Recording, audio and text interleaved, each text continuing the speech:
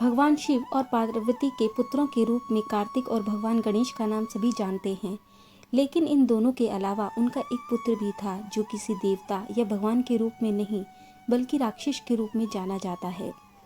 वामन पुराण की कथा के अनुसार एक बार भगवान शिव और माँ पार्वती घूमते हुए काशी जा पहुँचे। वहाँ भगवान शिव अपना मुंह पूर्व दिशा की ओर करके बैठ गए। उसी समय माँ पार्वती ने पीछे से आकर अपने हाथों से भगवान शिव की आंखों को बंद कर दिया। ऐसा करते ही पूरा संसार अंधेरे में डूब गया।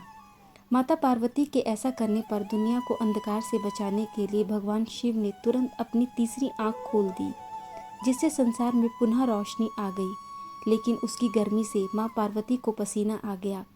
उसी समय उन पसीनों की बूंदों से एक बालक प्रकट हुआ जो देखने में बहुत बड़ा और भयंकर था। उस बालक को देखकर हैरान माता पार्वती ने भगवान शिव से उसकी उत्पत्ति के बारे में पूछा। भगवान शिव ने पसीने से उत्पन्न होने के कारण उसे अपना पुत्र बताया। अंधकार में उत्पन्न होने की वजह से उसका नाम अंधक रखा गया। कुछ समय बाद दैत्य हिरण्याक्ष के पुत्र प्राप्ति का वर मांगने पर भगवान ब्रह्मा ने अंधक को उसे पुत्र रूप में वरदान के रूप में प्रदान किया।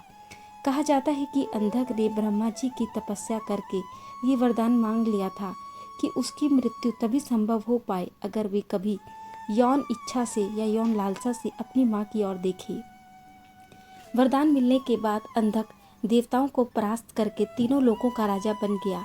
कुछ समय बाद उसने तय किया कि वे तीनों लोकों में सबसे सुंदर स्त्री से विवाह करेगा। जब उसे पता चला कि तीनों लोकों में पर्वतों की राजकुमारी पार्वती से सुंदर कोई नहीं है जिसने अपने पिता का वैभव त्याग कर शिव से विवाह कर लिया है, तो वो तुरंत माँ पार्वती के पास गया और उनके सामने विवाह का प्रस्ताव रखा।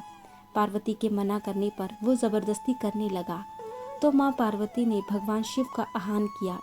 पार्वती के पुकारने पर भगवान शिव वहाँ उपस्थित हुए और उन्होंने अंधक को बताया कि तुम पार्वती के ही पुत्र हो।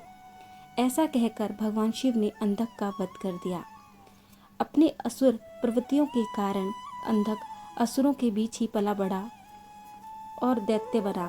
इसी कारण आगे चलकर वह असुरों का राजा बना और अभिमानी होने के कारण उसका वध शिव के हाथों हुआ।